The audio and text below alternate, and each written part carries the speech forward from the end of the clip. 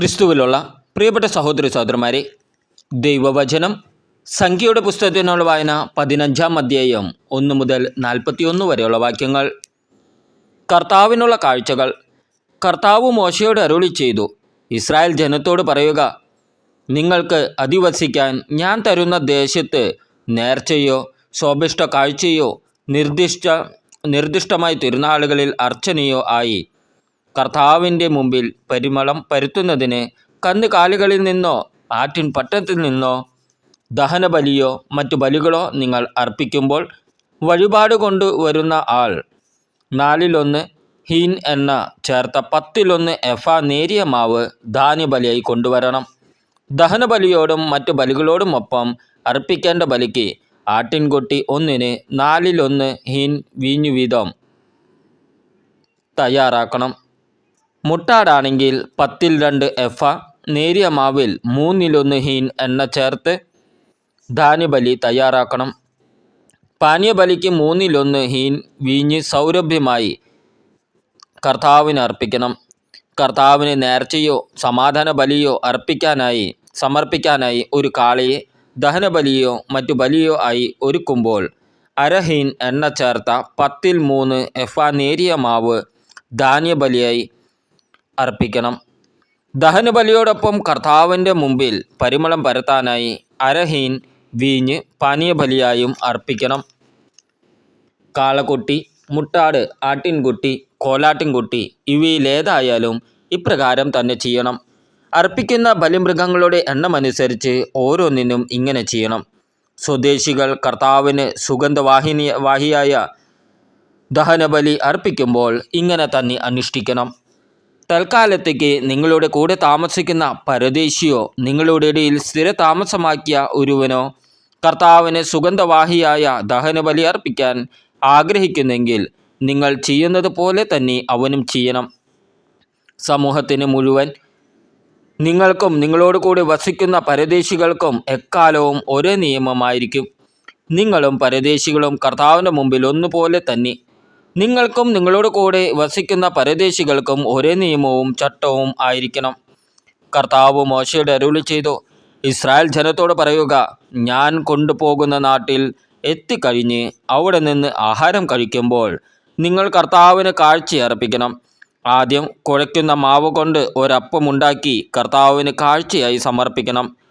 മെതിക്കളത്തിൽ നിന്നുള്ള സമർപ്പണം പോലെ അതും നീരാഞ്ജനം ചെയ്യണം. ആദ്യം കുഴയ്ക്കുന്ന മാവിൽ നിന്ന് തലമുറ തോറും നിങ്ങൾ കർത്താവിന് കാഴ്ച സമർപ്പിക്കണം. കർത്താവ് മോശ വഴി നൽകിയ കൽപ്പനയ്ക്കെതിരായി അന്നു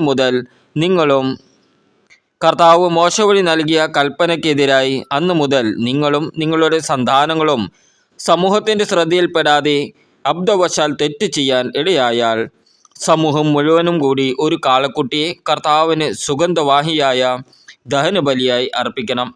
അതോടൊപ്പം വിധിപ്രകാരം ധാന്യബലിയും പാനീയബലിയും അർപ്പിക്കണം. പാപപരിഹാര ബലിയായി ഒരു മുട്ടാടിനെയും അർപ്പിക്കണം. പുരോഹിതൻ ഇസ്രായേൽ സമൂഹം മുഴുവനും വേണ്ടി പരിഹാരം ചെയ്യണം. അപ്പോൾ അവർക്ക് മോചനം ലഭിക്കും. കാരണം അബദ്ധത്തിൽ പിണഞ്ഞ തെറ്റാണത്. അതിന് അവർ കർത്താവിന് ദഹനബലിയും പാപപരിഹാര ബലിയും സമർപ്പിച്ചു. ഇസ്രായേൽ സമൂഹത്തിനും അവരുടെ ഇടയിലെ വിദേശികൾക്കും മോചനം ലഭിക്കും. ജനങ്ങളെല്ലാം തെറ്റിലായിരുന്നല്ലോ. ഒരാൾ അറിയാതെ തെറ്റ് ചെയ്തു പോയാൽ അവൻ പാപപരിഹാര ബലിയായി ഒരു വയസ്സുള്ള പെണ്ണാടിനെ കാഴ്ചവെക്കണം. മനഃപൂർവ്വമല്ലാതെ തെറ്റിന് പുരോഹിതൻ കർത്തൃസന്നിധിയിൽ പരിഹാരമനുഷ്ഠിക്കട്ടെ, അവന് മോചനം ലഭിക്കും. അറിയാതെ ചെയ്യുന്ന തെറ്റിന് ഇസ്രായേൽക്കാരനും അവരുടെ ഇടയിൽ വസിക്കുന്ന വിദേശിക്കും ഒരേ നിയമം തന്നെയാണ്. കരുതിക്കൂട്ടി തെറ്റ് ചെയ്യുന്ന സ്വദേശിയും വിദേശിയും കർത്താവിനെ അധിക്ഷേപിക്കുന്നു. അവനെ ജനത്തിൽ നിന്ന് വിച്ഛേദിക്കണം. അവൻ കർത്താവിൻ്റെ വചനത്തെ നിന്ദിക്കുകയും അവിടുത്തെ കൽപ്പന ലംഘിക്കുകയും ചെയ്തതുകൊണ്ട് അവനെ തീർത്തും പുറന്തള്ളണം. സ്വന്തം അകൃത്യത്തിൻ്റെ ഫലം അവൻ അനുഭവിക്കണം. സാബത്ത് ലംഘനം. ഇസ്രായേൽ ജനം മരുഭൂമിയിൽ കഴിഞ്ഞിരുന്ന കാലത്ത് ഒരാൾ സാബത്ത് നാളിൽ വിറക് ശേഖരിച്ചു. അത് കണ്ടവർ അവനെ സമൂഹത്തിൻ്റെ മുമ്പിൽ മോശയുടെയും അഹറോൻ്റെയും അടുത്ത് കൊണ്ടുവന്നു. എന്ത് ചെയ്യണമെന്ന്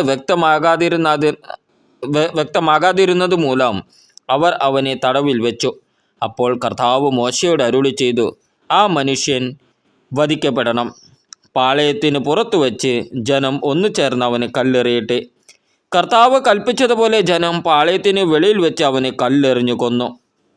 കർത്താവ് മോശയോട് അരുളി ചെയ്തു, എക്കാലവും തങ്ങളുടെ വസ്ത്രത്തിൻ്റെ വിളമ്പുകളിൽ തൊങ്ങലുകൾ പിടിപ്പിക്കാനും തൊങ്ങലുകളിൽ നീല നാടകൾ കെട്ടാനും ഇസ്രായേൽക്കാരോട് കൽപ്പിക്കുക. ഹൃദയത്തിൻ്റെയും കണ്ണുകളുടെയും ചായ്വനുസരിച്ച് യഥേഷ്ടം ചരിക്കാനുള്ള നിങ്ങളുടെ പ്രവണതയെ പിഞ്ചെല്ലാതെ കർത്താവിൻ്റെ കൽപ്പനകളെല്ലാം ഓർത്ത് പാലിക്കുന്നതിന് ഈ തോങ്ങലുകൾ അടയാളമായിരിക്കും. അങ്ങനെ നിങ്ങൾ എൻ്റെ കൽപ്പനകൾ ഓർത്ത് അനുഷ്ഠിക്കുകയും നിങ്ങളുടെ ദൈവത്തിൻ്റെ മുമ്പിൽ വിശുദ്ധരായിരിക്കുകയും വേണം. നിങ്ങളുടെ ദൈവമായിരിക്കേണ്ടതിന് നിങ്ങളെ ഈജിപ്തിൽ നിന്ന് കൊണ്ടുവന്ന നിങ്ങളുടെ ദൈവമായ കർത്താവാണ് ഞാനാണ് നിങ്ങളുടെ ദൈവമായ കർത്താവ്. നമ്മുടെ കർത്താവായ ഈശോ മിശിഹായ്ക്ക് സ്തുതി.